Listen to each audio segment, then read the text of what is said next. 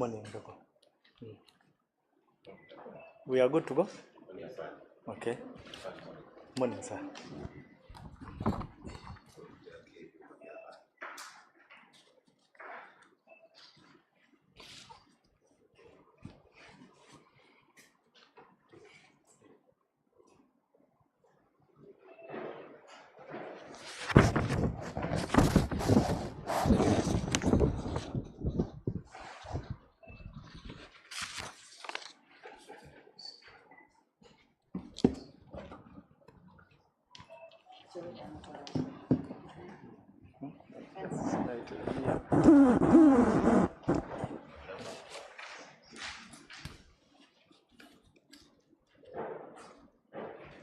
Okay,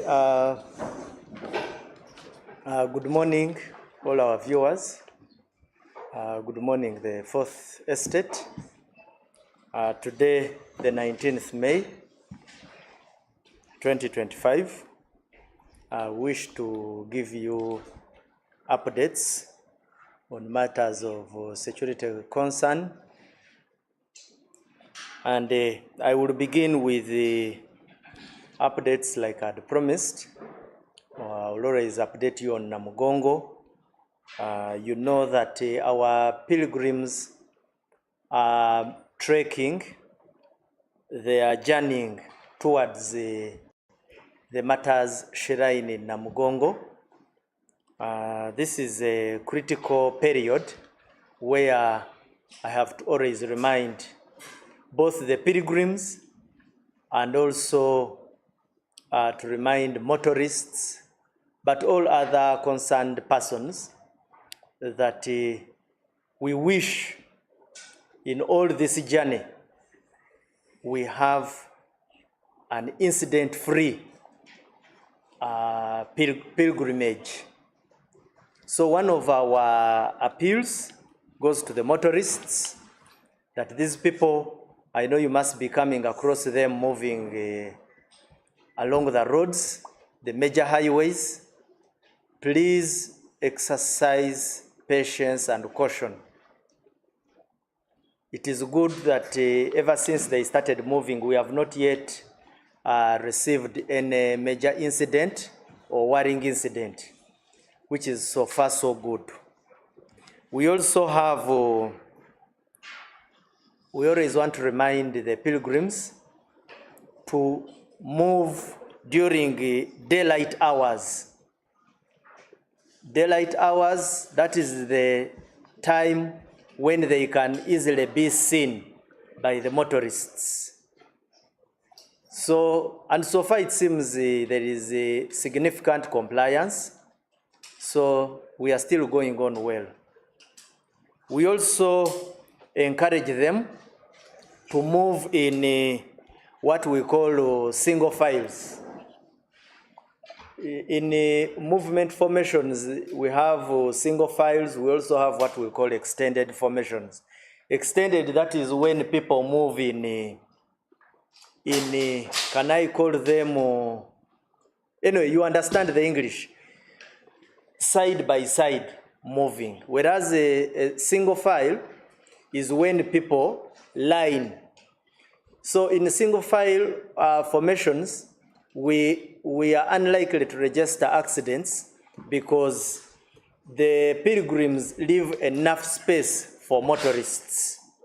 So this one, we wanted to emphasize it, and we also want to re-echo that resting places must be those designated points which have been agreed upon earlier, and when they reach those designated points where they are going to have a sleepover, they notify our police or the area police. But in any case anyway, we have not registered challenges because the pilgrims currently are being escorted by police officers.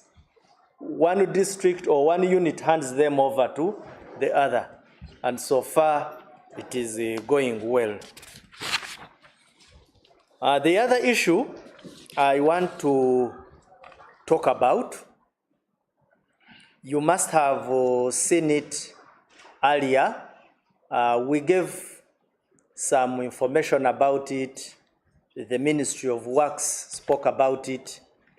My colleague, speaking for the Traffic Directorate, SP Kananura, has been active on it, but I've come today to give a voice, a strong voice to add on, but also to give you briefs on the crashes which involved YY buses.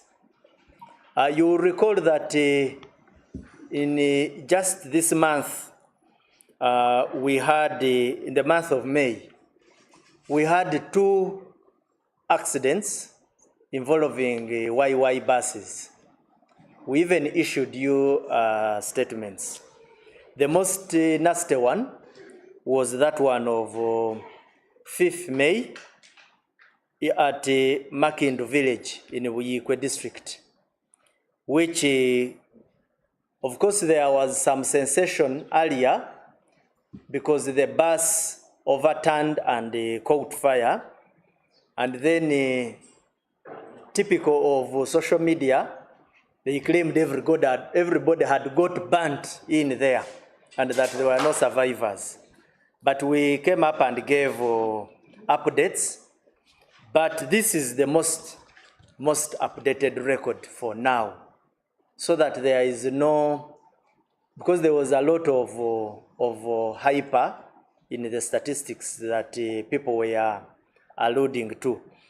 In that accident, we lost 4 lives.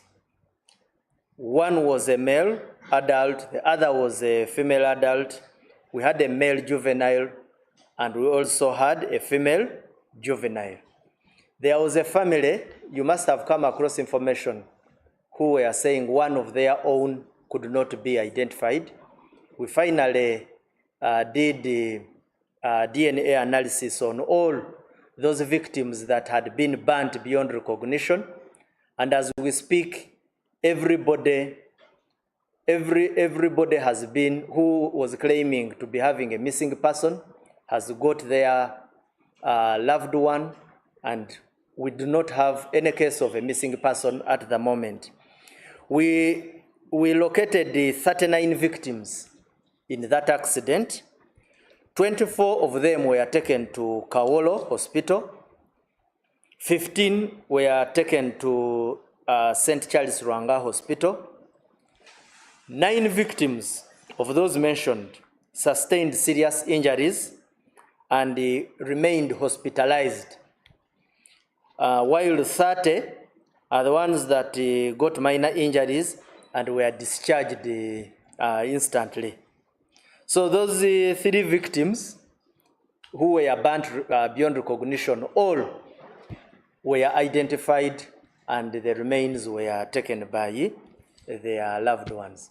Now, on 12th, again YY got involved. A YY bus got involved in another accident. You heard, we communicated. Again, it all came to an allegation of reckless driving by the driver. And in that one, 6 people were injured and taken to Anaka Hospital. You must have come across a communication from the Ministry of Works which was suspending the activities of the bus, of YY bus, and they were requested to have all their buses taken for inspection, to present there are a number of instructions that were given. Now, as police, we are issuing also a very strong warning to this company, but even others, because it has been a joke where a driver comes up, causes an accident, lives are lost, he disappears a bit, and then the next day he's back on the wheels. It is not going to be business as usual, and On behalf of Uganda Police Force, I am sending this message that we are not going to treat it as business as usual. Where they come, take lives and go away. It is not okay, and we are not going to remain silent about it. All of us as regulators are doing our level best, but we are going to make sure that we follow up on all these instructions that we are issued, and also take stern action against in these accidents. So that is with the Y.E.S. We also want to share with you information of a number of our operations. Our officers did a number of recoveries. You know, livestock, whenever there are livestock issues, we come out with a very loud voice, because these are items, or these are things which affect the livelihoods of our Ugandans. And you recall that the government has a flagship project of the PDM. Now, when these livestock is stolen, it directly affects our wananchi, because some of these animals are obtained through loans. They take time. Like, for example, an animal takes time to be bred. Then some reckless person just comes, steals, and disappears.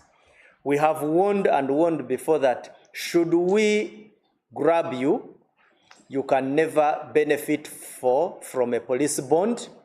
What we can only do is to present you before courts of law in whatever the circumstances. So the community has been very active, and in just this week under review, just in the Albertine alone, Albertine region in Hoima, they managed to recover. Actually, thugs took off and abandoned animals in a motor vehicle. Then it also happened in Y.E.S, that is near Muni University, in an area called Jokiva Cell on Zivu Ward, that is in Arua City.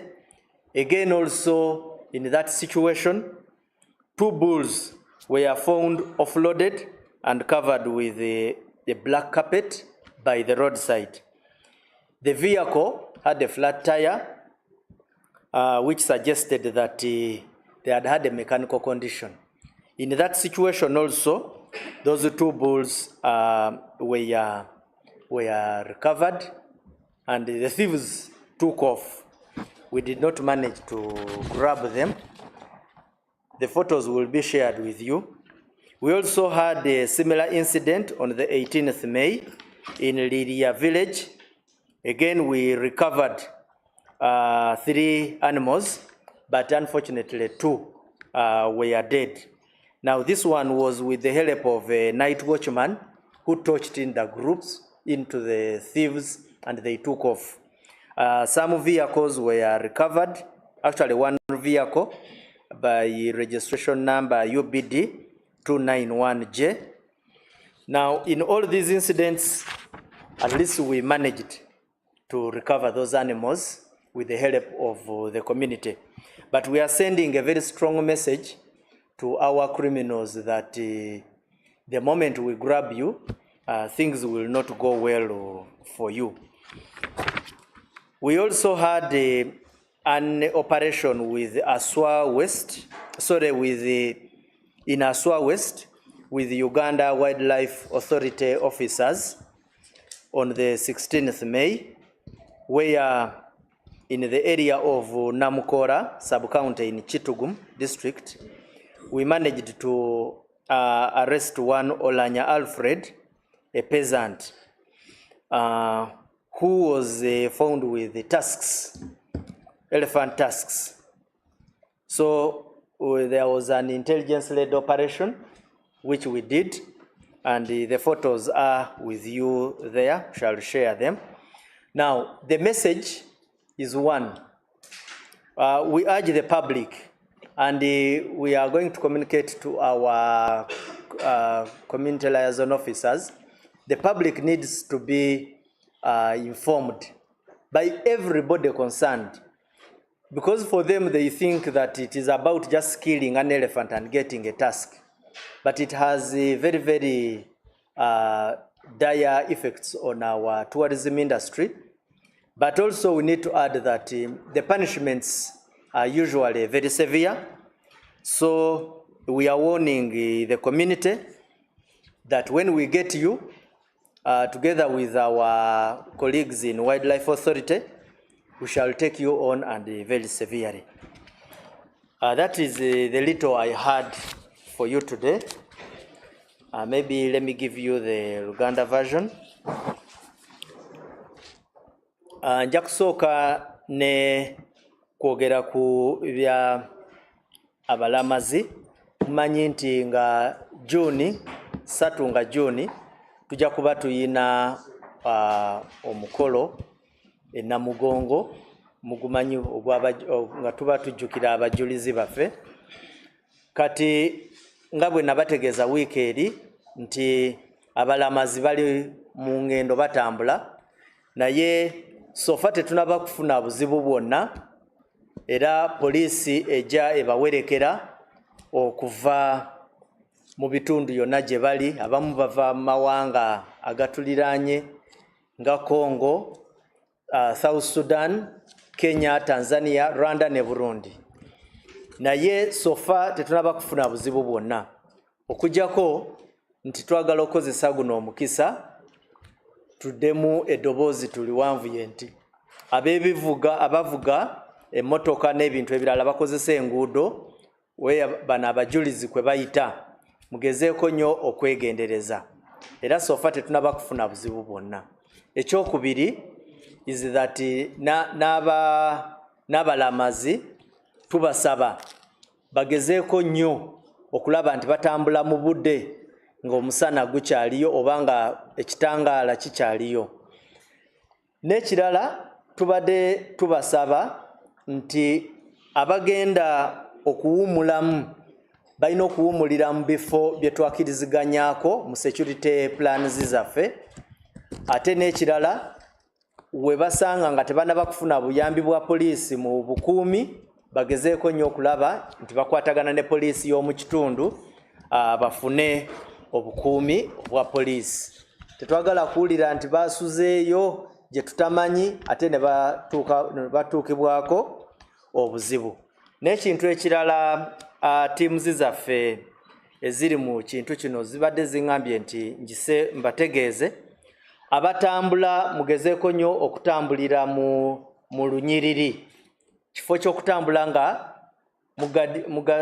mwegaziyiza mu luguudo, kubanga ekyo kireeta risks za accidents. Naye kye twagala okusiima is that sofa ekintu kikyatambula bulungi, tetunaba kufuna buzibu bwonna ku abalamaga.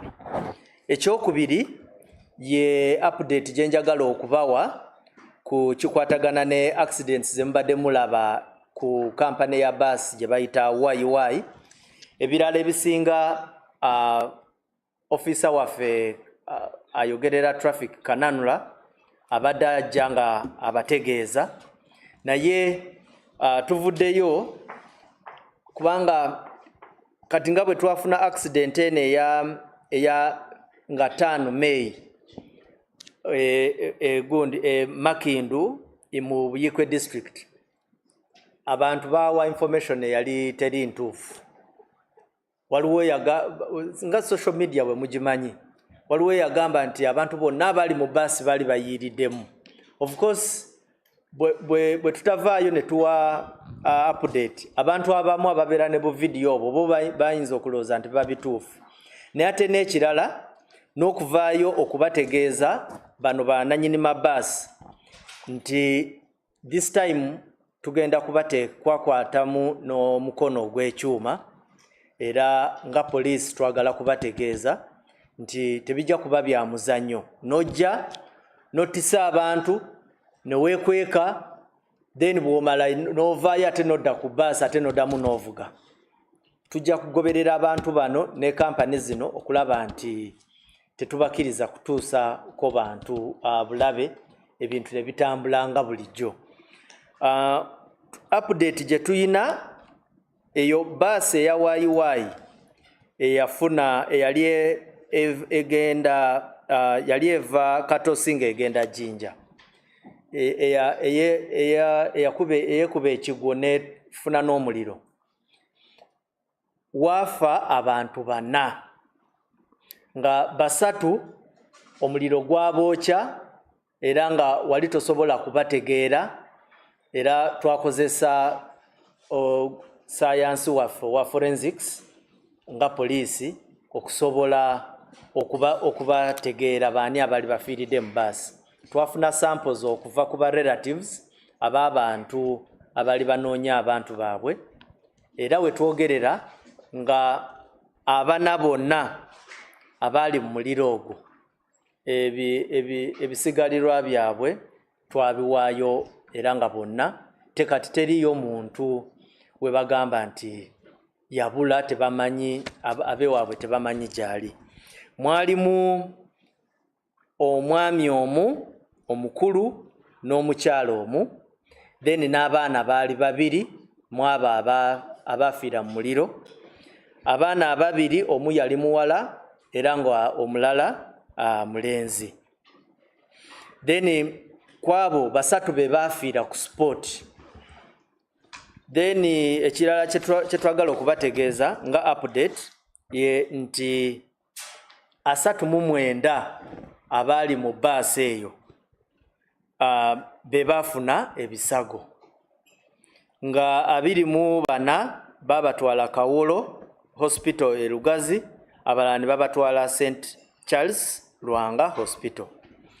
9 bafuna injuries ezaali ez'amaanyiko era ne basigala mu ddwaliro nga 30 be bafuna ebisago ebyali wadde era abo abasinga bonna bafunirawo gundi babalekula ne baddayo babasiibulirawo.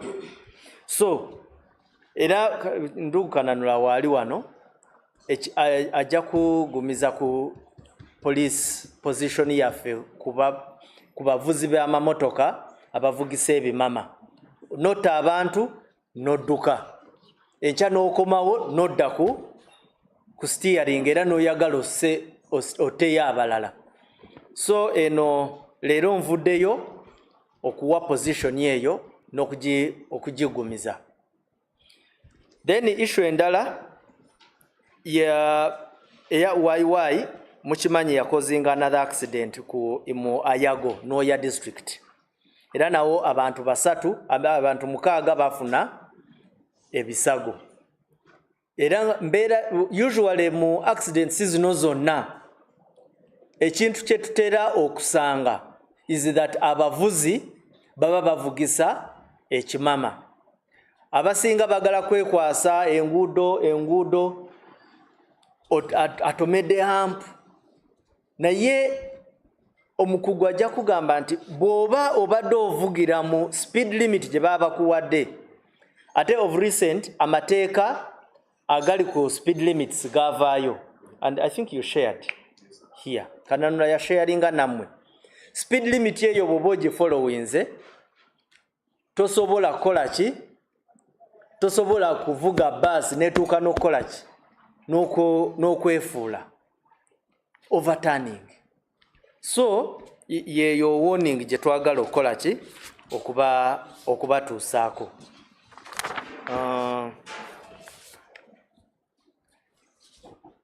Of course mbadde nina okwongerako nti nga 12th May Ministry of Works yawa yawa ekiwandiiko eri Y.E.S nga ebawa ebintu bye balina okugoberera mwe mwalimu n'okususpendinga buses zaabwe okumala I think they were 2 weeks bazikoleko inspection baleete babeekennenyemu munda balabe ba drivers baabwe abo bali batya biki issues ezo zonna mu baluwa eyo omwebiri naye nga ffe nga poliisi okulabula kuli nti eriiso lyaffe tulitadde ku abavuzi b'ekimama era mujja kutuwulira bwe muba temwagala kufolowinga mateeka.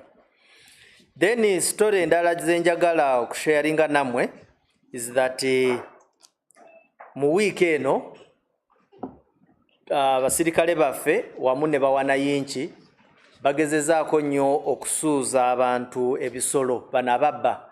Ennaku zino kye tusinza okulaba is that ebisolo bakozesa motoka eza buyonjo. Usually tetutera kusanga fuso ng'etise gundi ente enzibe. Ennaku zino kye tuli okulaba bakozesa bumotoka butono. Naye kitulaze nti abantu bwe babeera vigilant. Kati nga for example incidents zino zonna ze tuyina abantu babadde nga vigilant then bano ababbi nga badduka.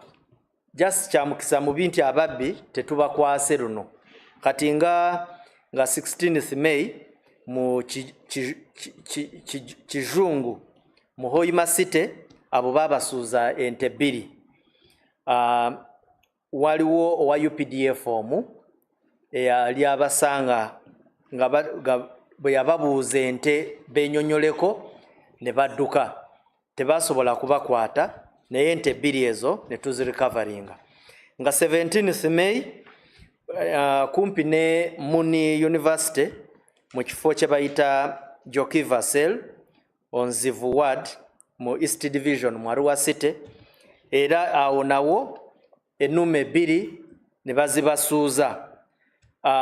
Abasirikale baffe basobola okutuukawo naye bano abantu ne badduka era nga ezo ennume 2 tuzikuumira mu Nifam nga bwe tulinda abananyinizo n'emmotoka twasobola okufunako emmotoka ya Y.E.S Toyota Y.E.S UBD 291 J. Then 18th May twasobola era okufuna ente 3 nga ne tusuuza ababbi abo bo badduka wa kumpi ku kyalo kya Liria Village Biriafe Sub-County mu Terego District. Naye ente 2 kwezo twasanga already mfu. Naye kye twagala okulabula ababbi b'ebisolo bino ku programu eno gye tuyina eya PDM eya government abantu bano abantu ba wanayinki bafuna esente zino ne bagula ebisolo bino ne then gwe nojabuzi no babubi enkya ne mwagala mutandika okuwogana nti mwagala bond biki bail fe tukyalemeddeko bwe tukukwata tandika kulowoleza mu kugenda mu kooti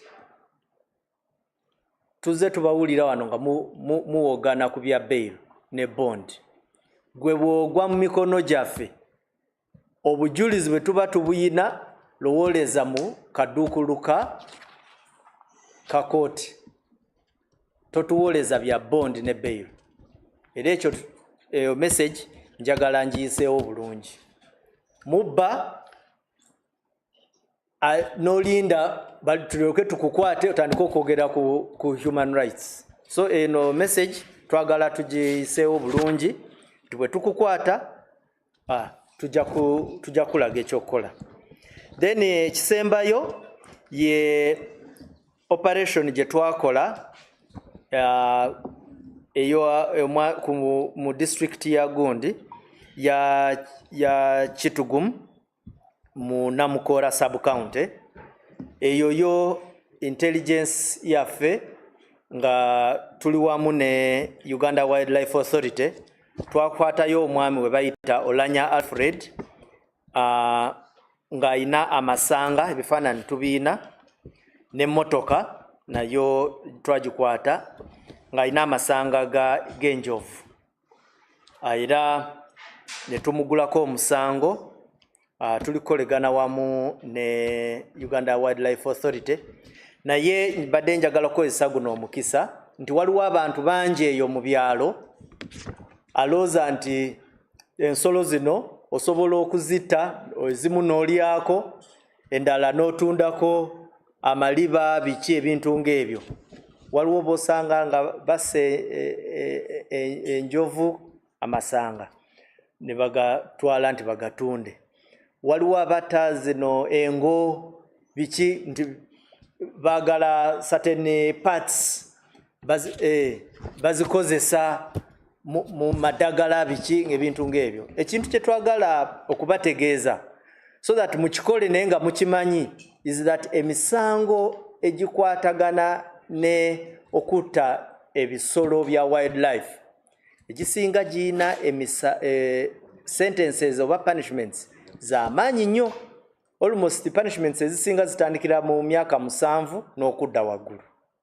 So mukimanye, tetwagala kukwata enkya otandike tuwoleza nti simanyi, nali saategeera, saamanya, ebintu ng'ebyo. Mwebale nnyo, mwebalire ddala. Tugende mu bibuuzo then to... Yes, please. Yes, Jude. Part of the Y.E.S update. What are the identities of the deceased, those who had been burnt beyond recognition, whose DNA samples were taken and then given to the relatives for sanctuary? Yeah, we have now all, but I'm wondering whether it would be okay to release the identities. I think we would need to make some consultations about that. But what we can only say, we identified everybody. There was one family. You know, sometimes we need to keep privacy of some of these people. There was a family which had not, just one family. They kept claiming that their person is unseen and they suspected it was in that Y.E.S bus. Now, what was only lacking is that we had not done a proper, we had not accessed them to properly match them and the samples of the, and the specimen of the deceased. Now, when we got all of that, our forensic experts immediately came in, did that match, and discovered that actually the remains of the burnt person and the samples submitted by the claimants were rhyming, and he was identified as their own. And we managed to link them, and they took and buried the deceased. Any other question?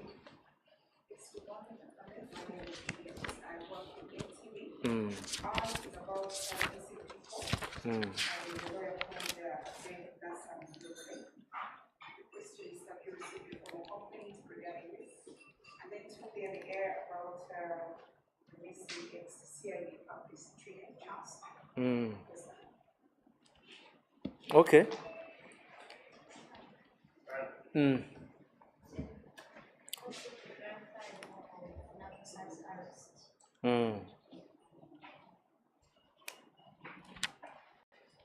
Okay. Yes, yes. No. Yes. Action that have been taken by the police on SFC story that fully sent the strong police and beat up officer.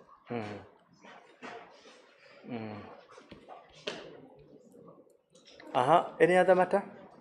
I think that's all. Okay. Yes.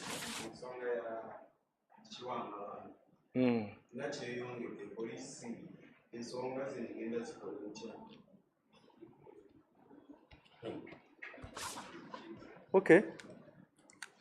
So let me begin with the English version. Maybe I will begin by because with Jude I gave you the Luganda version. Eh? I gave you the English version, but then we shall come to that. Let me begin with the issue of ASP. Is it ASP or his pretendant? His pretendant. Twine. Like I've maintained my standard here. I only comment on information where on issues where I have information. When I do not have information, I keep quiet until when I get it. When I get information about Twine, I will come here and share it. Now that I don't have it, allow me not to make any comment. On the issue of the arrest of Nabosa, although I didn't come with the details, but at least I was briefed that she was arrested and very particular charges were preferred against her. Now, what I can only do, let me get a comprehensive report about her arrest, but I'm aware that she was arrested. And by the time they arrest her, they must even have told her what she did. Of course, she's arrestable. What is most important is she will be told, and she must have been told why she was arrested. And if they find grain in why they arrested her, she will be presented before court. If no grain is found in the purpose of arrest, she will be released without delay. But I'm aware about that arrest. Somebody asked me about which legal action was taken on the SFC soldiers who did what they did at Lubowa station. Like we informed you earlier, that this matter is being handled jointly between UPF and UPDF. I again repeat, I'm waiting for a feedback from the outcomes of this investigation. When it comes, we shall be here and sharing. Lastly, my brother talked about Chiwamba Bantu. I don't know what you mean by Chiwamba Bantu. Abductions. When you are abducted, you go and report to police. But what I know, if it is an arrest, you need to be specific on who and where. When we arrest, we produce. If it is this, because there is also this Chiwamba Bantu, the bastardization of the terminology for political reasons. That one I will make no comment. Does not fall within my spheres of communication as police. Yes, thank you.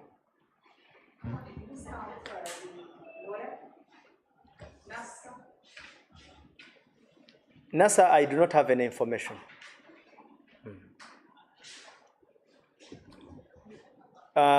Ekintu maybe jakutandikira ku kya Twino nadesi kiwadde. Twino sina information.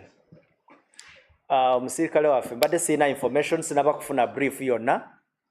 Wenfuna brief, because nze mbriefinga, nze njogerera poliisi ku bintu bye baba bampadde okwogerera poliisi. So sina information, sina brief yonna ku Twino, so sijja kugiwaako gontu. Tujja kulinda akaseera konna bwe tunaba tufunye that information tugisharinge nammwe. Mwebale nnyo ku ekyo. Ekya Nabosa nafunyeko brief from police yaffe ey'oluddeero, naye saafunye details zonna, kubanga mba njagala ntegeere omusango gwennyini gwe baamuguddeko, naye kyemanyi nti Nabosa baamuarrestinze nga bayina ebintu bye baamuvunaana. Era bajja kuba bamusimba mu kooti, bw'anaaba talina musango bajja mulekula. Waliwo ambuuziza ku ekigenda maaso ku ebyaliwo ku poliisi yaffe ya Lubowa. Nga bwe nali mbategeezezza, ensonga zino ziri wakati wa UPDF ne poliisi, balizikwasaganya ku mutendera ogwa waggulu. Era we banaaba balina we batuuse, ekinaavaamu kyenja okubaleetera nkibabuulire wano oba mu kitundu kyonna we tunaaba tuli. Ekisembayo y'omwami kyagambye ekya kiwamba abantu. Ekiwamba abantu nze sikimanyi. Naye kyemanyi izi bw'obanga oyina omuntu w'ogamba nti tomulaba, either reportinga ku poliisi oba poliisi oba tekuyambye, n'ogenda ne waggulu. Uganda erina emitendera mingi gy'osobola okuripotingamu ekintu ky'owulira nga weemulugumya. Mwebale nnyo, mwebalire ddala.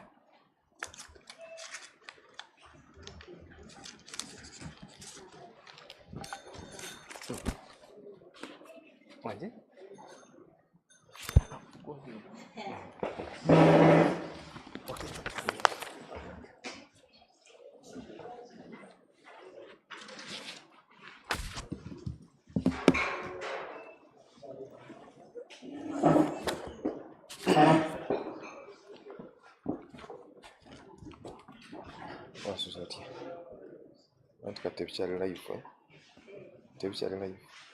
Nkola kyenjagala. Biri live.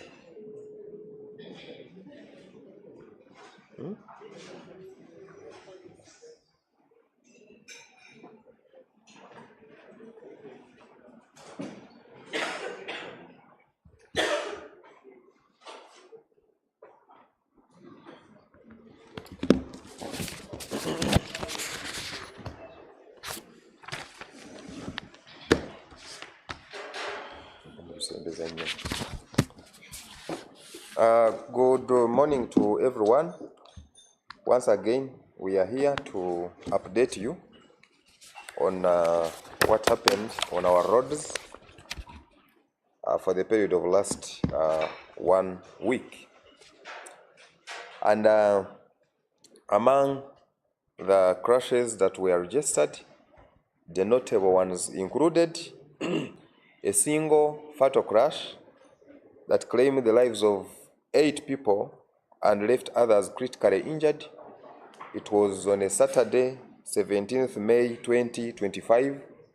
It was at approximately 8:30 p.m. The crash occurred at a place known as Chekwatit, Kaselem, along the Kapchorwa-Mbale Road in Kapchorwa district. This incident involved a Toyota Y.E.S, a registration number UBE 932N, which was traveling from Kweni district heading to Mbale. Preliminary investigations indicate that the driver lost control of the vehicle due to suspected brake failure, causing the vehicle to overturn multiple times. The crash thus resulted in the death of 8 passengers, including the driver, and these died on spot. Injured several others who were rushed to Kapchorwa Hospital in critical condition where they are receiving medical attention. On this note, we thus urge all drivers to exercise caution on the roads, for instance, by observing the speed limits. And we are aware that the adjusted speed limits talk of the maximum speed limit being 90 kilometers per hour. If such a vehicle was driving at 90 kilometers per hour or less, probably that would have been avoided. And ensure their vehicles are regularly serviced and mechanically sound before they start any journey. Mechanical failures, especially brake-related issues, remain a challenge and are among the causes of road fatalities. Things like brake failures, of course, they are hard as enforcers on the road to confirm or to determine such. But you, as the owners of these vehicles who drive them every day on the roads, you get to know when these brakes are not okay. For example, when you last replaced them, and make sure that the vehicles are always serviced and properly worked on, especially those vehicles that transport passengers or the PSV vehicles. So on this note, let us work together and keep our roads safe. We had another crash, the one that claimed the life of Dr. Arthur Ahimsiwe, who works with the Ministry of Health. And this crash was in Chiriandongo, and it was a single fatal crash at a place known as Diang Trading Center along the Guru-Kampala Highway.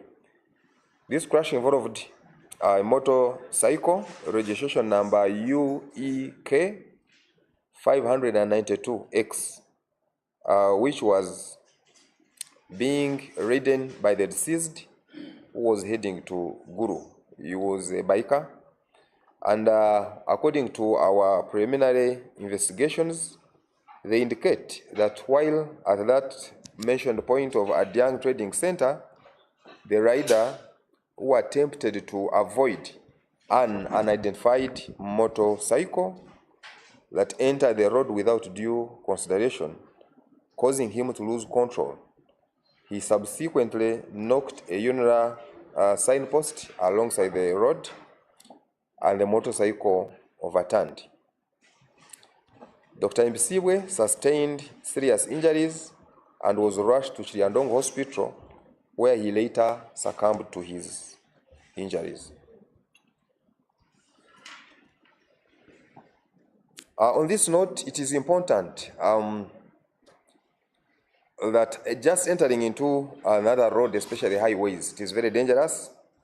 So let us always take caution before we enter the roads. But then also, those driving on highways, every time we approach trading centers or built-up centers, it is important for us also to observe the speed limits in those areas.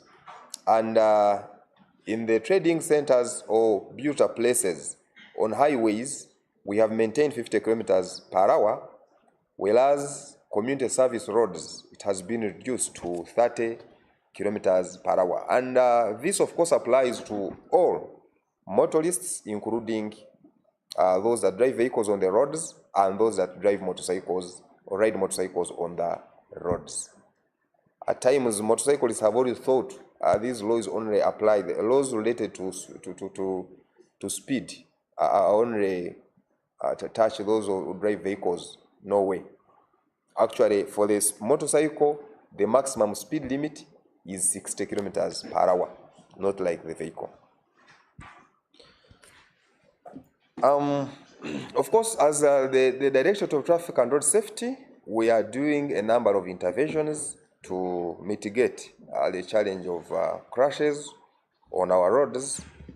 And in so doing, for example, we had an intensified effort to curb drink driving and enhance road safety, which we conducted last week on Friday night, and this led to the apprehension of 84 suspects across the 6 stations within Kampala Metropolitan. And these included Katwe, where we had 18 suspects, then Jinja Road, where we had 19 suspects, Kawempe, where we had 12, in Nansana, we had 12, Old Kampala, we had 14, then CPS, we had 9.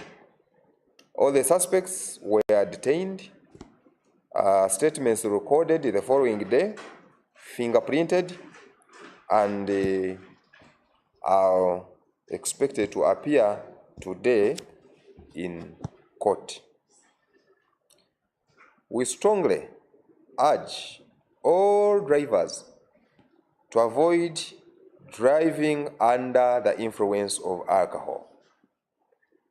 This behavior poses a serious risk to all road users and is among the 5 key risk factors in road safety. These 5 key risk factors include speed, child restraints, helmets, seat belts, and drink driving itself. I've heard most of you urge out that drinking and driving does not cause accidents. You never know, even the crashes maybe will register, as much as we don't take time now to test those who have been driving. Some of them even sleep in bars, and in the morning they jump onto those steering, then they start driving. Even some drivers that drive PSV vehicles, they sleep in bars drinking, then the following morning they go to drive these vehicles. So alcohol is dangerous and has also contributed to some of these causes of crashes on our roads.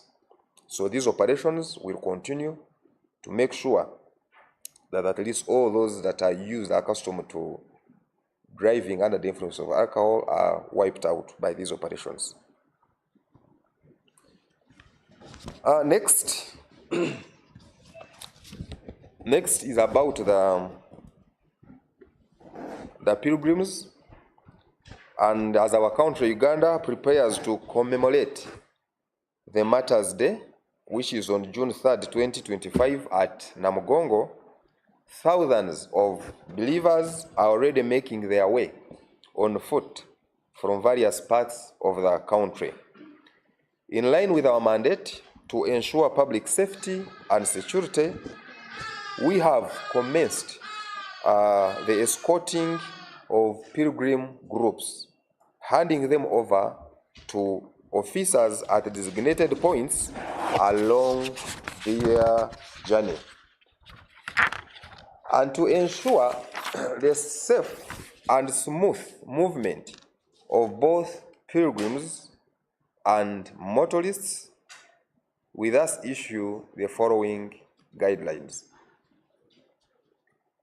Guidelines for the pilgrims, because this is going to take some time, up to 3rd, when every pilgrim has arrived to where they are walking to, that is at Namugongo.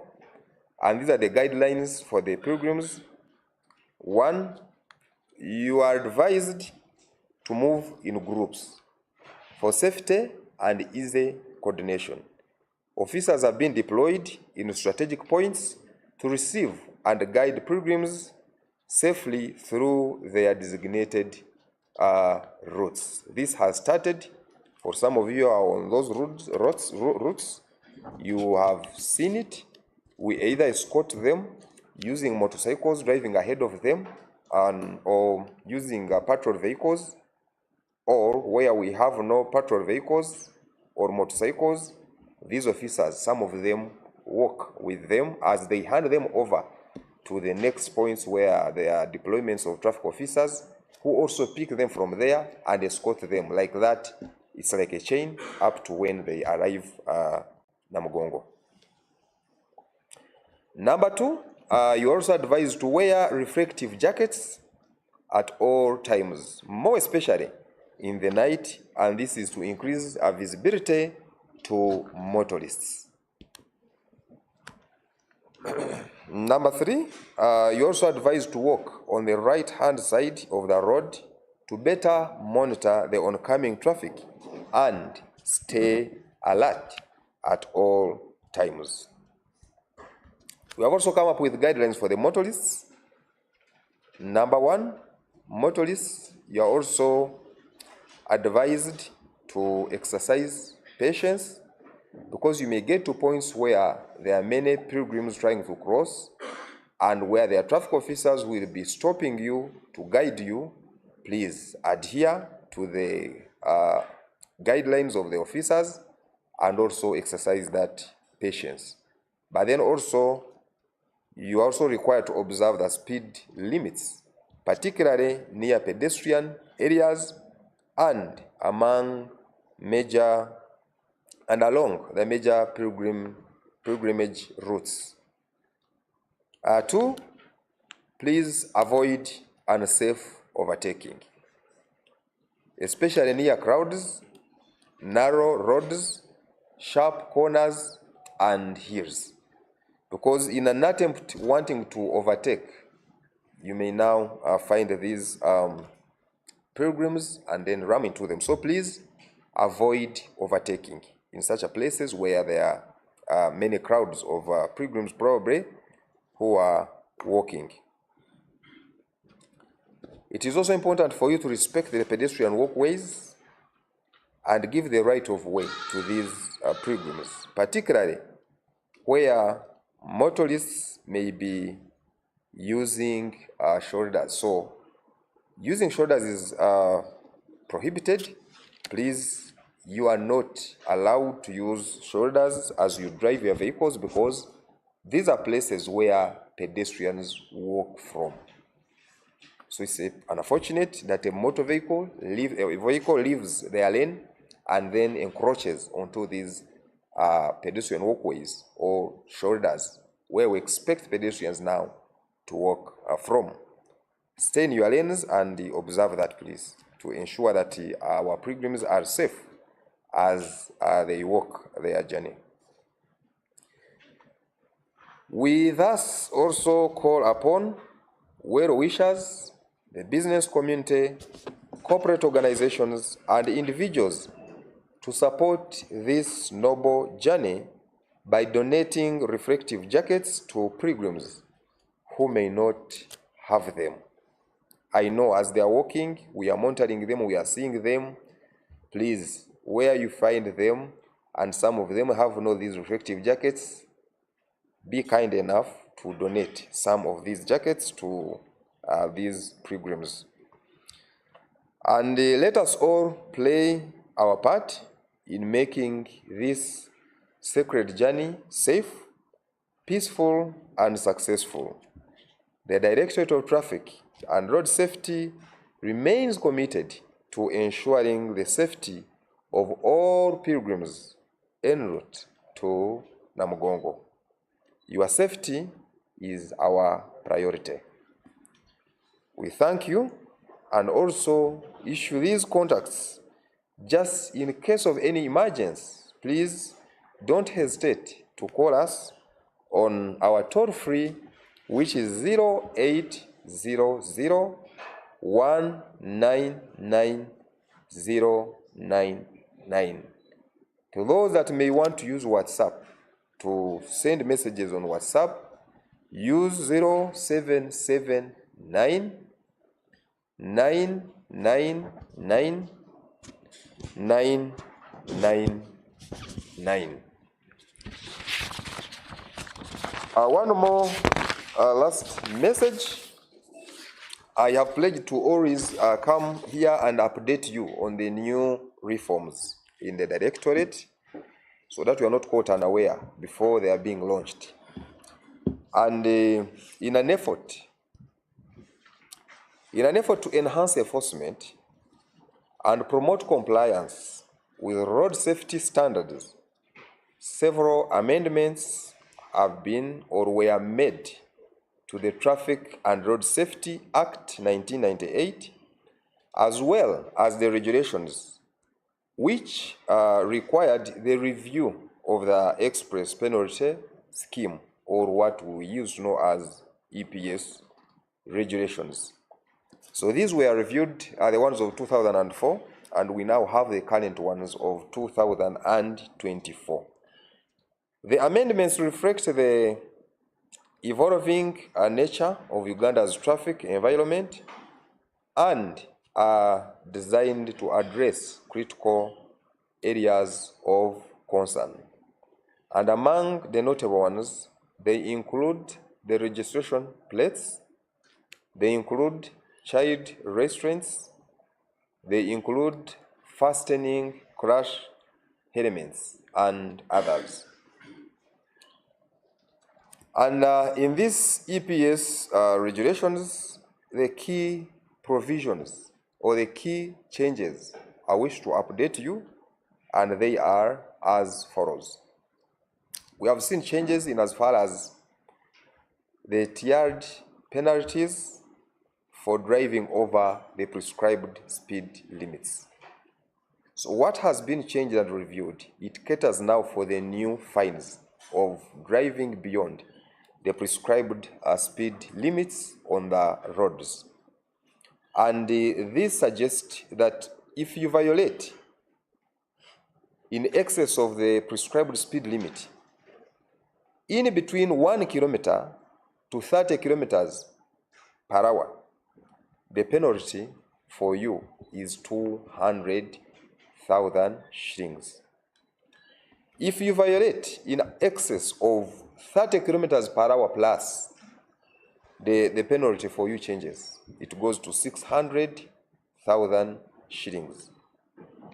Take, for instance, if you are in a place where the prescribed speed limit is 50 kilometers per hour, and you exceed by 1 to 30, let's say you drive 51, 60, up to 80, the fine for you is 200,000 shillings as it has been. But then if you exceed 30 kilometers per hour plus, meaning in the area of 50 kilometers per hour, for you are driving 81, 82, 100 plus, your fine is 600,000 shillings. So those are some of the changes in the new express penalty scheme. 2, it has also been reviewed to cater for the offenses related to registration plates in line with ITMS project. Time will also come. I also keep on updating you on the same, but the few things that I can note on that particular point is that if these numbers are fixed on your vehicles, those with new digital number plates, if you tamper with those number plates and damage the chips which are put in, or the technology what is put in, then it is going to be an offense which is going to be punishable, and the tickets are also going to be included, have been included on the new express penalty scheme. Another one is wearing and fastening of crash elements, which also now applies to tukutukus. So riders of tukutukus are also required to start using crash elements. Fastening the crash elements, we have had motorcyclists who get these motorcycles and just put them on the head to just sit on the heads, which is very dangerous, because before you get an accident, before you fall down, actually, the element goes before you. So the law or the regulation talks of fastening. So when you put it, there's this strip below the chin. You have to make sure that it is well fixed and tied properly. So if you have an element which is just put on the head to sit, an officer has a right to penalize you for that. So put it and then go ahead to fasten it. Basically that is it. So we don't just put these elements on the head to sit, but also to make sure that they are well properly fixed for them to be tight on our heads. And of course also the standard of the elements to be used, which must be approved by the Y.E.S. Then also the use of child restraints. Children below the age of 5 must be put in child restraints, which are going to be put in the behind seats of our vehicles as we move. So the business of carrying children on our laps as we drive is not allowed, or even those who sit in the co-driver's seat and carry these children, it is also not allowed. Children below the age of 5 years. So get appropriate child restraints and put them there, and then make sure they are put in the behind seats. Children above the age of 6, 7, up to 12. These ones must also not sit in front of the vehicle or in the front seats, but rather behind, and then they use seat belts.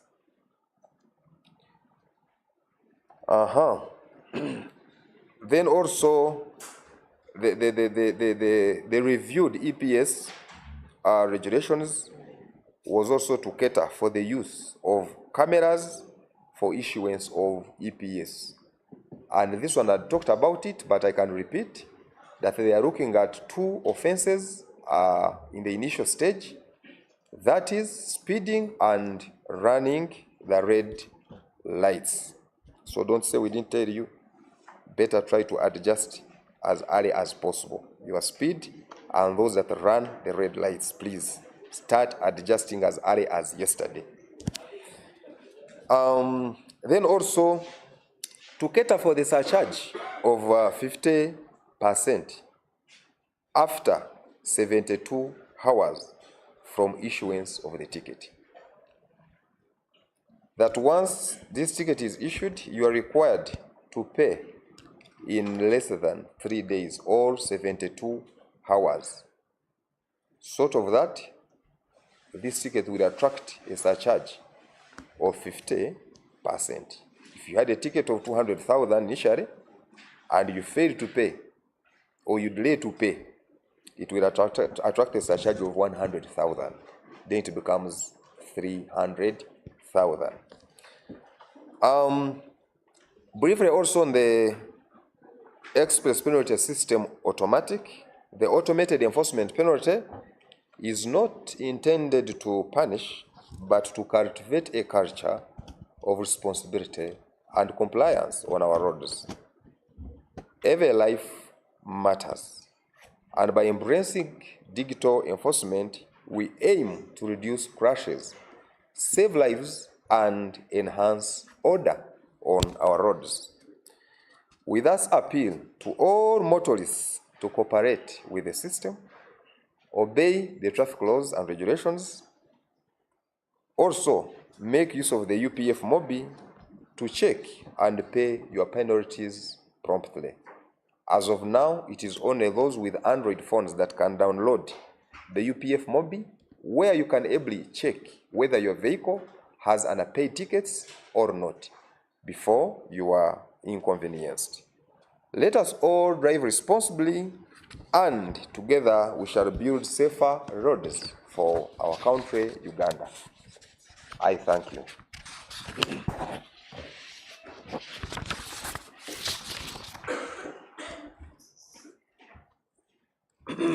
Katudde mu Luganda, tuli ready? Kale, mbalamusiza mwenna. Era tuli wano okubanga tubatangaaza ku ebyo ebyabadde ku nguudo zaffe okwetooloola eggwanga. Tomanya nti goyinza kubanga olina ky'owulira oba ky'owulidde ate n'ojja mu ky'oyiga ate n'olaba engeri gy'osobola okwewala akabenje oba obubenje ku luguudo. Era mu bubenje bwe twafunye mu Ssabbiiti eweddewo obwo obwali obw'amaanyi ennyo, twafunawo akabenje nnaku z'omwezi 17 mu Gwokutaano mwaka guno 2025 akafiiramu abantu 8 era ne kakosa n'abalala nabo baali 8. Zaali ssaawa 2:03 ez'akawungeezi ku kifo eky'Ekwatiiti e Kaseremu ku luguudo lw'e Kapchorwa Mbale. Akabenje kano kaalimu emmotoka ey'ekika ekya Toyota Y.E.S oba kamunye oba omnibus, eno nga registration number UBE 932N, era bwe yali etambula nga eva mu disitulikiti ey'Ekweni ng'edda mu disitulikiti ey'Embale. Okusinziira mu kunoonyereza okwa kakolebwawo kulaga nti emmotoka eno yalemererwa omugoba waayo ng'eserengeta okw'ekyo ekifo ekyogeddwako, ate n'egaana okusiba ekyagiviirako okwevulungula, ate n'etta abantu 8 omwali omugoba waayo, n'ekosa n'abalala 7 abaatwalibwa mu ddwaliro ery'e Kapchorwa mu mbeera embi ennyo era mwe bali okufunira obujjanjabi.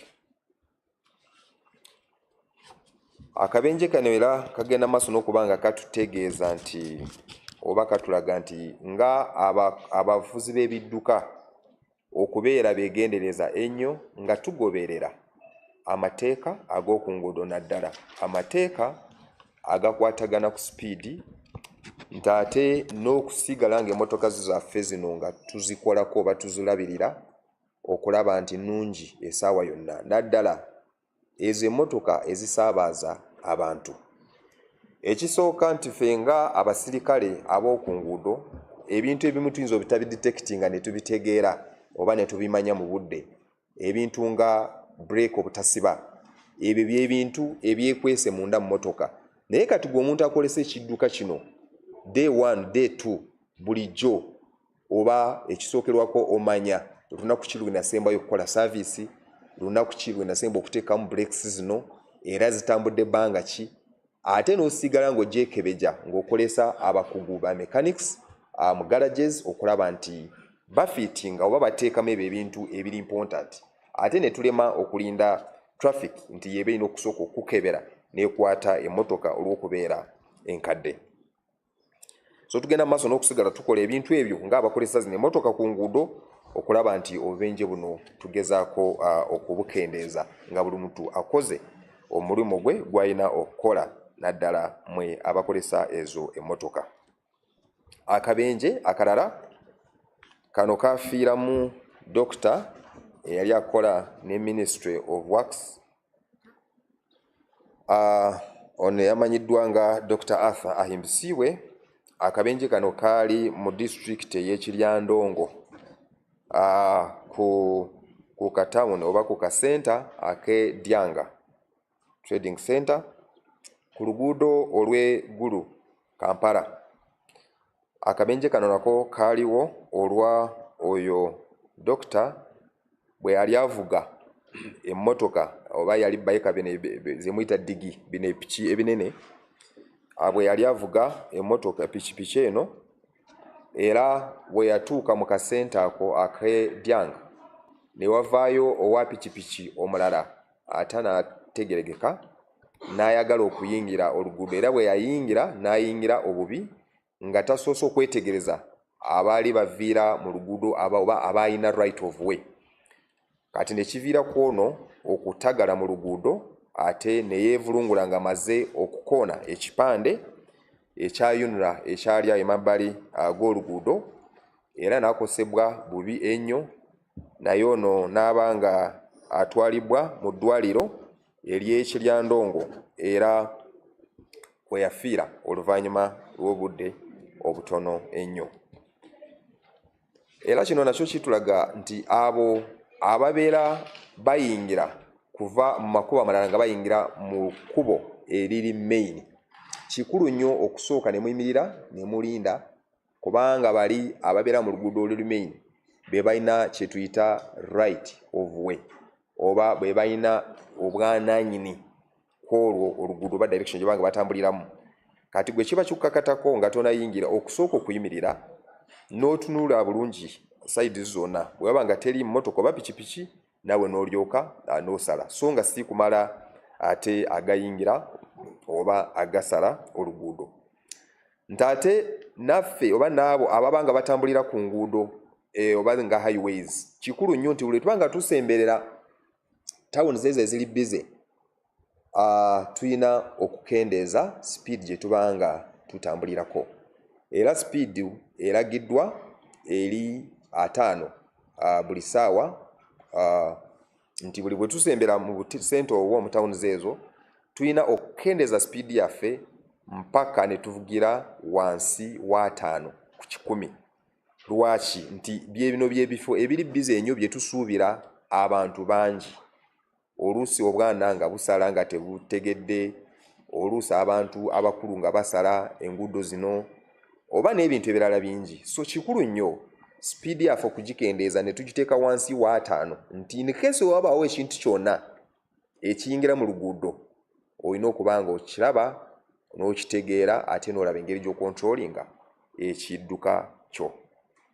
Era eyo speed yateekebwa ku 5 nti ate bwe tuba nga tuyingira mu makubo amalala agayingira munda oba agatutwala mu maka g'abantu, awo bagiteeka ku 3 km/h, n'ebifo ebirimu amasomero, ebifo ebirimu emizikiti, ebifo ebirimu amakanisa, amalwaliro, ebyo byonna nabyo babiteeka ku 3 ku 100. So kikulu nnyo nti buli lwanga tutambula tulina okusigala nga tugoberera speed zino eziragiddwa ku nguudo, kubanga kino kye kikyasinze okulaba nti obulamu bw'abantu ku nguudo buzikirira olwa okuvuga endiima ate nga gye tusobola okwewala nga tugoberera ago amateeka.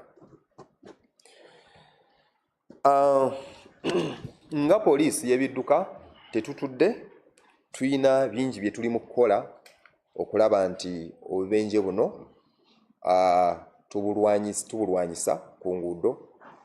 Omuli ebintu bingi, naye ku kimu kyenyinza oba kyeyalingirako kyekyo ebikwekweto bye twakola kwabo abanywa omwenge ate ne baagala okuvuga ebidduka.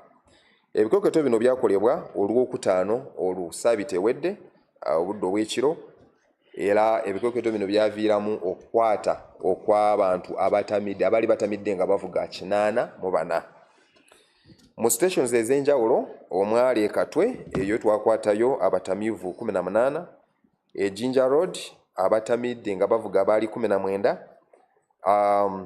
Kawempe bo bali 12, Nansana nabo bali 12, ku Old Kampala bali 14, ku CPS bali 9. Era bano bonna twabasiba, teri muntu yenna ow'omwenge gwe tukwata ate ne tuta. Tulina osooka okuteeka eri munda, era bonna bateekebwa mu kkomera okutuuka lwe batererera ne bakola statements, ate ne tugenda n'omaaso n'okuba nga tubafunga printinga oba ne tubajjako ebinkumu. Ate nsuubira leero lwe lunaku lwe bagenda okubanga oba tomanya oba batuuse dda kubanga batwalibwa mu kooti okuvunaanibwa emisango ey'okuvuga nga mutamidde. Era kuno okulabula eri abo bonna abateekateekwa oba ababikola ne kati naye mwe tetwaba kutembe bikwekweto byaffe naye nga mukimanyi nti munywa ate ne mwagala okuvuga. Kikulu nnyo okwewala ekikolwa ekyo kubanga kibi nnyo, ate nakyo kye kimu ku bintu ebirala ebyongera okuleeta obunkenke nga tuli ku nguudo zaffe nga tutambula. Ku bintu ebitaano ebikyasingira ddala okuviirako obubenje oba bye tulabirako ebisobola okuvaako obuzibu, omwenge mweguli, ne tubaamu ne abavuga endiima, ne tubaamu abatakolesa elements, abatakolesa emisipi, abatakolesa child restraints. Buno bwe buntu bwe tuteekamu abaana abato nga bwe ngenda okuba nga mbanyonnyola, ate ne tubatuuza emabega oba mu ntebe ez'emabega munda mu mmotoka. N'ebintu ebirala ng'okusomesa ebigenda mu maaso, era aba media tubasiima, mutuyamba mu kino ate mutukoledde omulimu gw'amaanyi okubanga mutambuza messages zino eza road safety, okulaba nti abantu tubategeeza oba tubagamba kiki balina okukola ku nguudo. Era aba media kino mukyenyigiddemu, tubasiima ate mubeerezaawo tugende mu maaso.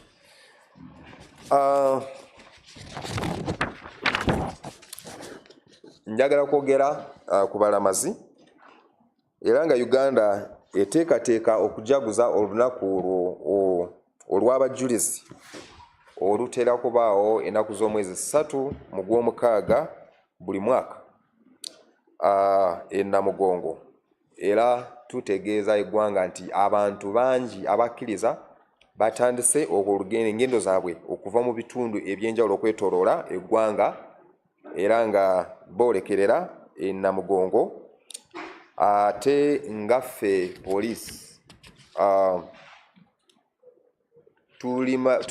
twatandise dde okuba nga twesikootinga oba tutambula ne bano abantu okulaba nti tebabakoonera ku nguudo, nti ate n'okulaba nti bali safe wonna we batambulira. Era groups zaffe zino ez'abasirikale mwandibadde nga mwazirabyeko eyo, abamu balina pikipiki, abamu bakolesa emmotoka eza patrols, ate n'abamu ne bakolesa ebigere abasirikale baffe nga bwe batambuza bano groups zino nga baziwaayo eri abasirikale oba groups z'abasirikale endala mpaka eringa chain lulinga lujegere mpaka wetulaba nti buli muntu yenna omulamazi atambudde bulungi ate n'atuuka awalaga Namugongo nga ali safe. Kino kyonna bino bigenderedde okulaba nti abantu baffe bano bali safe ku nguudo, tebafuna buzibu bwonna naddala obuviira ku bubenje obw'oku nguudo. Era zino ze guidelines oba bye tusobola okuba nga tusharinga nammwe bye musobola okukola okulaba nti nammwe muli safe. Bulijjo tugamba nti obutebenkevu ku nguudo buba buvunaanyizibwa bwa buli muntu yenna.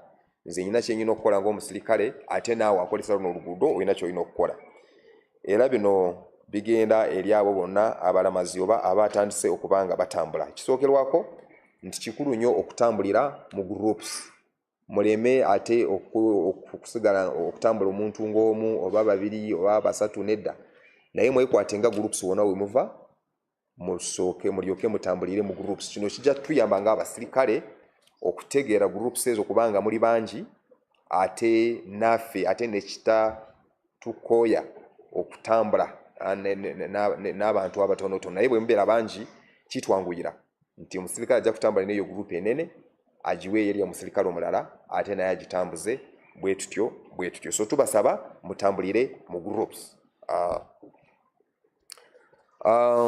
Ekirala kikulu nnyo nti buli ali mu kulamaga ayambale akajaketi akatangaala oba bwe tuyita reflective jackets, nti naddala mu budde obwakawungeezi oba ekiro, nti emmotoka bwe zikuteekamu amataala immediately bategeera amangu ago ani ali ku luguudo. So kikulu nnyo mwambale buno jackets, bujja kubayamba oba bujja kusobozesa abo ab'emmotoka abavugira ku nguudo naddala mu budde obw'ekiro okusigala nga babalaba ate ne babategeera ne balaba engeri gye babavugira obulungi. Tulina n'okutambula nga tutambulira ku mukono ogwa ddyo. Kino kituyamba ate ne kitusobozesa okusigala nga tulaba ebyentambula oba emmotoka oba pikipiki ebituviira mu maaso, so tebisobola kukoona nga obitunuulira. So kikulu nnyo tutambulire ku ludda olw'omukono ogwa ddyo tusigale nga tulaba ebyo ebidduka ebituviira mu maaso. Ate tusigale nga bulindaala ng'abakozesa zino enguudo, ate tetunywa ku mwenge ate kati ne twagala kutambulira ku nguudo. Ekyo tekikkirizibwa kubanga tobeera soba, oyinza okufuna obuzuso. Then kuno nako kwabula eri abo abaana banga bakolesa ebidduka ku nguudo zino ze tumanyi nti waliwo abantu baffe bano abagenda okulamaga. So kikulu nnyo okubeera bampisa. Abakolesa emmotoka, abakolesa pikipiki, please mubeere bagumiikiriza ku nguudo zino ate mubeere bampisa ate mugoberere amateeka agakwatagana ne speed. Mulina okusigala nga mugoberera speed zonna eziragiddwa mu bifo byonna eby'enjawulo, naddala ebifo bye tunaasangamu abantu bano nga batambula, ebifo ebiri bize oba ebifo oluusi bye batera okusanga ne baagala okuwumulamuko ne banywa ku mazzi. So tulina okwegendereza nga tusemberedde ebifo ng'ebyo, tulina okusala speed zaffe zetutambulirako ne tuzikendeeza ate ne tutabatuusako obulabe. Mwewalenga okuyisiza naddala mu bifo ebitasaana oba bye tutakkirizibwa okuyisizamu. Kino kye kyasinza okuleeta obubenje, kati kijja kuba kyabulabe nnyo okuwulira nti emmotoka ebadde eyisa awo weetalina okuyisiza negwa mu bantu abagenda okulamaga. So tusaba mwewale ate temukkirizibwa okuba nga muyisiza mu bifo ng'ebyo naddala nga musinkanye bano abalamazi nga bali mu kutambula. Tubasaba musale mukendeeze mugumiikirize musigale emabega g'emmotoka, musigale emabega g'emmotoka endala, mutambule mpola mpola n'ebifo ebirala bye mumanyi bye mutalina okuyisizamu nga mu busozi, mu makoona, mu centers eziri bize n'ebitundutundu ebirala nga bye mumanyi. Era ku kino nakyo tugenda maaso n'okusaba abantu mwena abo abandyagadde okuba nga muyamba ku baana abalamazi naddala abo abatambula nga tebalina obujaketi obwo bwetwogeddeko, musobola okwewaayo ne mubagulira obujaketi obwo ne mubaweereza. Mu kukola ekyo oba mu kikolwa ekyo mujja kuba nga mutaasa obulamu bwa bano abantu tomanya. So bwe mba nga musobola mukikole muwe ku bantu bano obujaketi obwo, companies oba n'abantu aba bizinensi, abasuubuzi n'abantu abalala.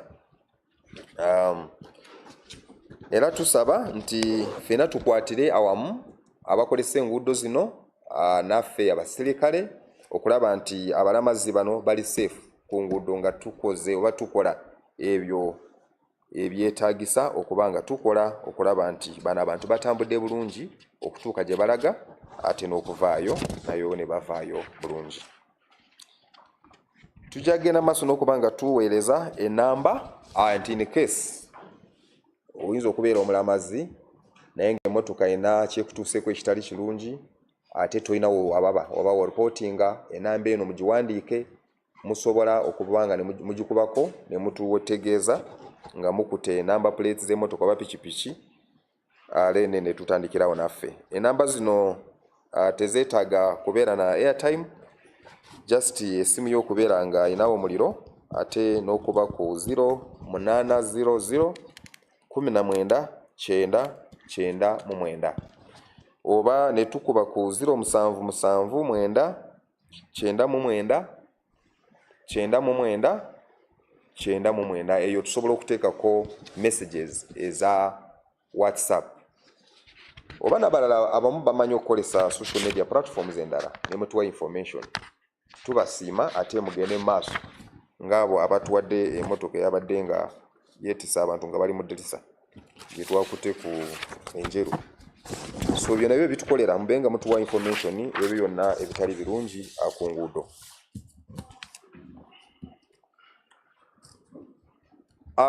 Ng'amaliriza njagala kusembyayo neno message ekwatagana ne ku kyukakyuka eziri mu kujjawo ze tuli mu kuleeta mu byentambula oba mu mateeka aga traffic.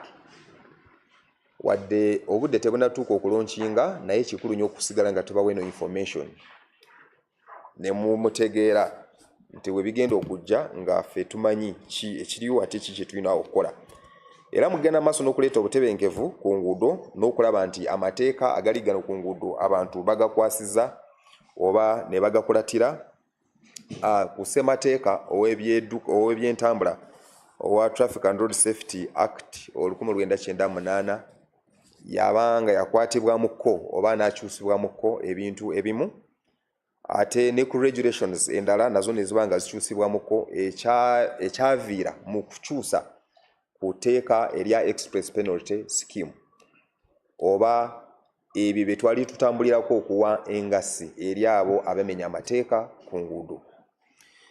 Era ebintu byakyusibwa kyatuwayiriza oba kyawayiriza aba ministry okuba nga nabo bakyusa eyo E.P.S penalty scheme. Era ku bintu ebimu byakyusibwamuko byenjagala okuba nga nsharingamuko naamwe ate ne mubitegeera. Ekisookerwako tulaba enkyukakyuka mu ngassi kwabo abavuga ate ne bamenya etteeka erya speed oba ku speed eziragiddwa ku nguudo. Era tulaba engassi zino za njawulo nti oyo yenna avuga n'ayisa ku speed eragiddwa n'agiyisaamu okuva ku speed emu okutuuka ku kilomita 3 buli ssaawa, oyo yeye engassi eba ya $20,000. Ate bw'ovuga ku luguudo n'oyisa speed eragiddwa n'ogiyisa 30 kilometers oba kilometers 3 buli ssaawa n'okusoba, eyo engassi eba ya $60,000. Ekyokugezesa nti bwe tutuuka mu kifo ekitugamba nti tulina okuvugirawo kilometers 5 buli ssaawa, ate gwe n'ovuga 51 okutuuka ku 8, yes, oba violatinze oba omaze okumenya etteeka eryo naye ate n'otasuuka nti speed z'oviolatinga oba speed z'osuusaamu n'ezitayisa 3 buli ssaawa gwe engasi eba ya $20,000. So ate ono ye bw'avuga n'atandikira mu 8 n'omusobo 81 n'okudda waggulu oyo kitegeeza nti naye aviolatinze naye ate ye akisuusizza oba kitadde ku level endala mu kumenya etteeka eryo ayisiza okutandikira ku 3 okudda waggulu kati gwe penalty eba ekyuka mukko ziba $60,000. kati eno EPS empya ebyo byonna byerabako kati gwe manya nti buli we violating nga n'oyisa 3 plus oba ofuna tiketi ya $60,000. ate ne tulaba ne bagattamu n'okulaba nti emisango ekwatagana ne ku number plates zino empya oba digital number plates ekyokulabirako nti enamba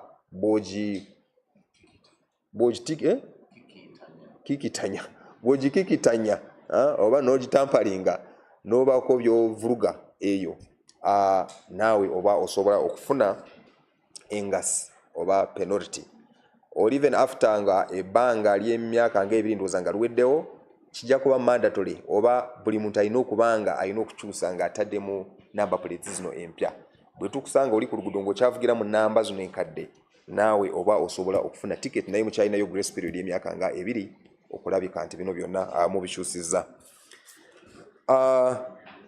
EPS empya era egattamu oba bateekamu n'enkyukakyuka mu kukolesa elements zino elements n'emisipi okwesiba emisipi. Ekisooka bulijjo tulaba nti oyinza okubeera wa pikipiki naye nga olina element fine naye engeri gy'ojambadde eno element si ennungi oba si yeeragiddwa okusinziira mu mateeka amapya agaakolebwa.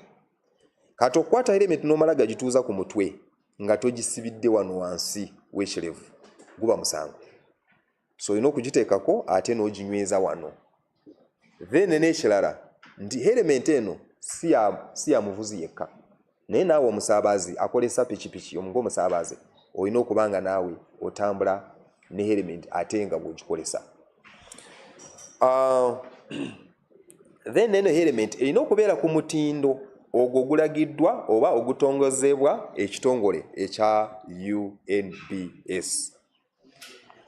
Nti ate nabo abavuga tukutuku nabo balina okuba nga bambala elements. Okubeera ku tukutuku tekikulowozesa nti oli wa mmotoka nedda. Okuvuga tukutuku kitegeeza nti naawe olina okuba nga oyambala element. Then n'okukolesa child restraints simanyi engeri gyensobola okiteeka mu Luganda child restraints naye bubaawo nti buli mwana yenna ali wansi w'emyaka 5 atambulira mu mmotoka ayina okutuuzibwa oba okuteekebwa mu ako ka child restraint ate obwo obuntu ne tubuteeka emabega mu mmotoka si mu buutu so nga mu mito emito egy'emabega oba entebe ez'emabega naye nga mu mmotoka. Buli mwana yenna wansi w'emyaka 5 okusinziira size gy'alina omufunirako akantu n'okamuteekamu n'atuula emabega g'emmotoka. Okuva ku myaka 6, 7 mpaka 12 abo nabo tebalina kutuula mu maaso g'emmotoka balina kutuula emabega ate ne basiba emisipi. Then ekirala tulaba zino EPS empya nazo zijja kubaamu n'enkolesa eya cameras ezinaaba nga zigaba epapula ku nguudo ku misango egenda okutandikirwawo gwe musango gw'okuvuga endiima oba okuvuga ne tuyisa speed eragiddwa ku nguudo ate n'omusango ogw'okuvuga ku bitaala ne tukuba ebitaala wadde byaka red naife ne twagala okuvugirawo ne tuyitawo. Then ne tulaba ne engasi eno ejja kubanga yeekubisaamu emirundi yeekubisaamu ebitundu 5 buli ku 100 nga tosasudde okumala oba nga tosasudde okusuuka ebbanga eryenkana essaawa 72 oba ennaku 3. So ng'omaze okufuna tiketi yo olina ogisasula mu budde obwo. Bw'oba togisasudde eba osobola okufuna surcharge oba esente ezeeyongeramu ezenkana ebitundu 5 ku 100. Ekyokulabirako nti tiketi yo bw'ebeera $20 n'otagisasula mu bbanga eryenkana essaawa 72 oba ennaku 3 oba ogenda okusasula $30,000. EPS auto eri wano era essaawa yonna etandika, era eno yo egenderedde okulaba nti ereeta obutebenkevu, ereeta empisa mu bantu abakolesa enguudo. Ku bantu abazze bafiira ku mubenje buno, ebitundu 60% beba abantu abatalina obuyinza eri steering oba ebidduka byonna ku nguudo. Beba abantu abasaabaze, beba abantu abatambuza ebigere.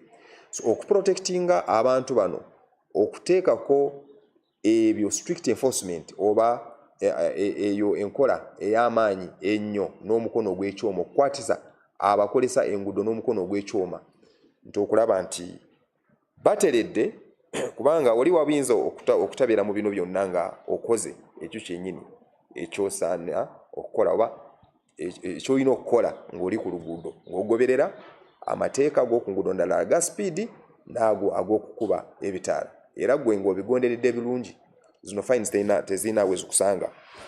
So tiketi zino zijja kubanga ziweebwa cameras abatali abasirikale. So muyina okwegendereza ate muyina okukyusa mukko mu nkola yammwe, then tusobola n'okusigala nga tukebera ku mmotoka zaffe oba kulaba zibanjibwa oba ziinamu epapula oba teziinaamu, nga tukolesa app eya UPF Mobi, ate n'otagamba nti nafuna tikiti naye ntakitegeera. So oli wokebera n'oteekamu enamba y'emmotoka by'osobola okukulaga ssente emmotoka eyo zeebanjibwa. So muleke ffenna tuvuge n'obuvunaanyizibwa ku nguudo, tubeere bavunaanyizibwa ng'abakolesa enguudo zino, tulabe engeri gye tusobola okumalawo buno obubenje obw'oku nguudo. Mwebale nnyo, mwebabale ddala okumpuliriza.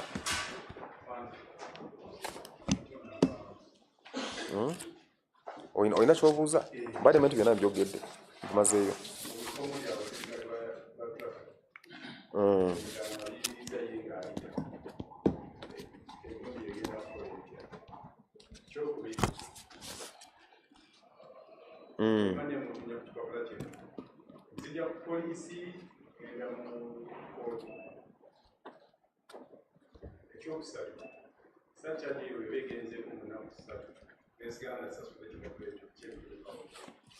Come again?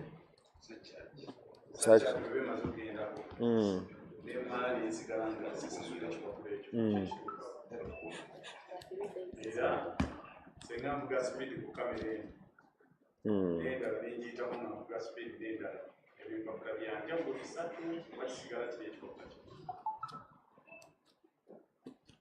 Okay.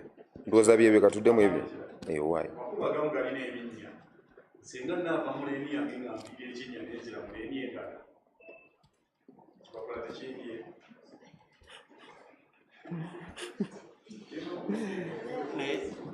n'ekirala tunaamanya tutya kubanga sipiidi kilomita 350 amakubo agasinga tekuli kiraga nga ndaba mu papye nnyo kiki kimuyisaawo.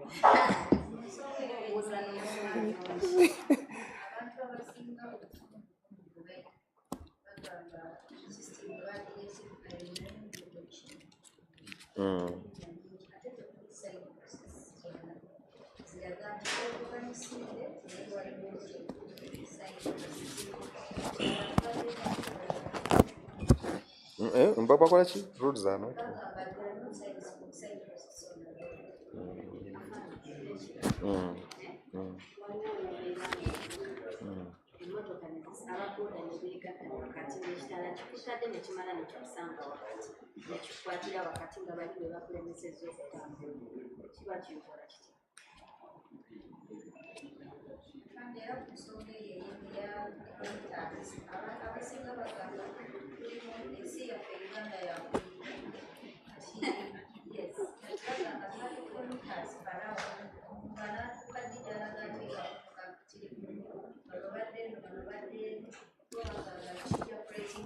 Kale katudde mu bino ndowooza byansalinga n'abalala babadde tebanabuuza naye nga baagala kubuuza.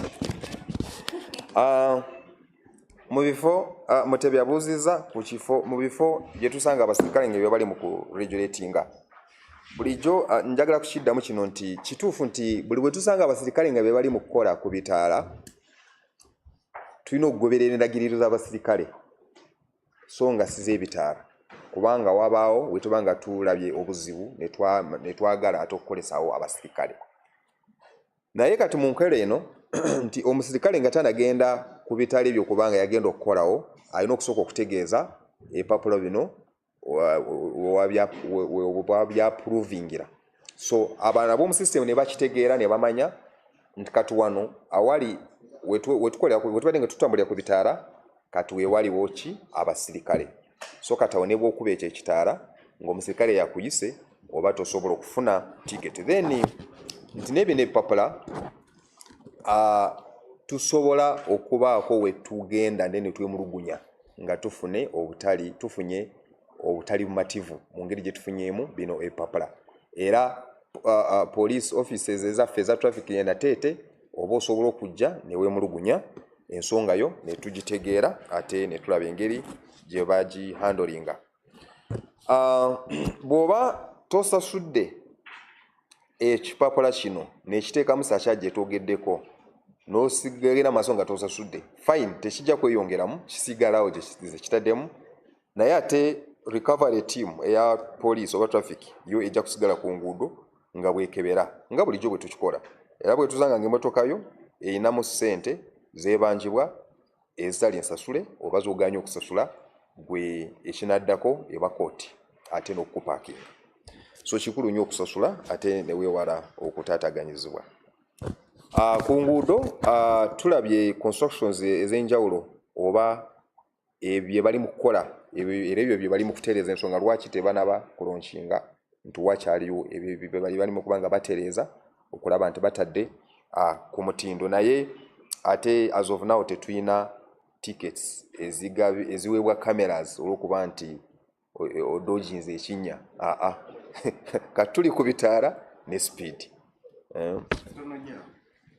wadde muganda wange yayogedde ekinnya kale byo mubizibye ye tulina DMCs nyingi nnyo ezibayitako enfu zolaba ezifiira ku makubo obanga ku bitaala neefa kati bwe naaba ngivaamu nzire mba sikyusiza naye kati okukyusa lini tetulina bipapula tetunagaba bipapula ebipapula biri just kuviolating ekitaala ekitaala kiba kyaka red tokikuba ne speed byebintu byokka bibiri so bino ebirala naye of course with time tujja kubanga naye nga tumaze okukola ebyo byonna bimuli mu kwemulugunyako nsobola okitegeera nta ensonga y'obupande kituufu bino ebintu ndimu kuba bagamba jasa okweteekateeka kubanga eyo mu public byo gyebiri abantu wedde bali mu kubidisikasinga naye kati ne Ministry of Works ekimanyi nti yo erina okubanga esigala ng'eteekako obutereevu obupande ekyokulabirako nti ebifo ebimu bye tugamba nti tulina okuvugirako 3 km buli ssaawa ebyo byebifo amasomero tegabaddewo naye nga bagateekawo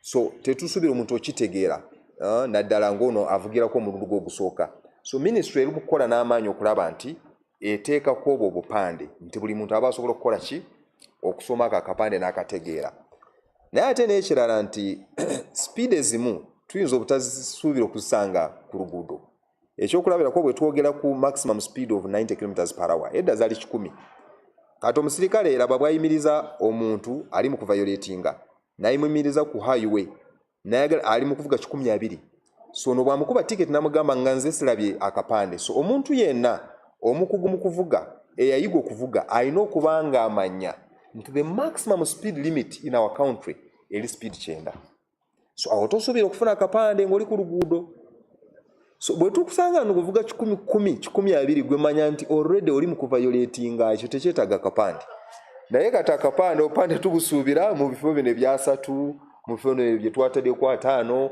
n'ebirala byonna era ebyo byonna bigenda mu maaso ensonga lwaki tebaana bakulonshinga okubanga batambuza so basically that is it then ndowooza bwe munzikiriza next week oba week eddako sobole okubanga tuleeta wano PRO wa Ministry of Works naye abeeko byabanyonnyola si kyekyo tumuleete wano naye mumubuuze eggwanga lyogera okuba nga litegeera naye nze ndabye nti kikulu nnyo okuba nga mbaleetera eno information kubanga mutera kubimbuuza eyo naye byebyo biri ku mmeeza